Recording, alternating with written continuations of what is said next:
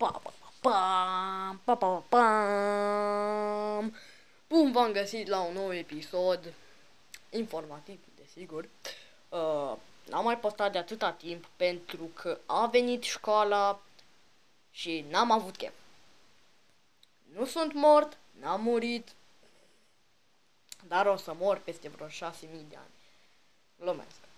Da, vreau să vă zic că n-am mai postat, fiindcă am avut probleme cu școala și probleme familiare și mi s-a rupt tața la kendama, fraților. Și de câte ori mă joc kendama, îmi cade bila peste picioare. Da, și m-am dus la magazin și m-am cumpărat vopsea și o să-mi o vopsesc pe toată. O să-mi cumpăr șață și tot ce trebuie. Acum singur în casă. Și vorbesc cam săsăit.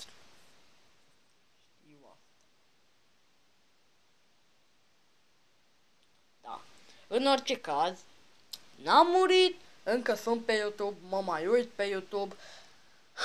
Cei care joacă agar.io, pe mine mă cheamă Bogdan Proxy. Și mă găsiți pe serverul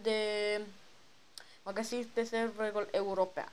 Cei care vor să joace cu mine, o să las un link pe Skype. Deci, o să las pe Skype ăla de la party. Și da, cam atât a fost cu acest infovlog. Sper că v-a plăcut. Nu uitați să lăsați un like și ne vedem mâine. Bine, pa, pa!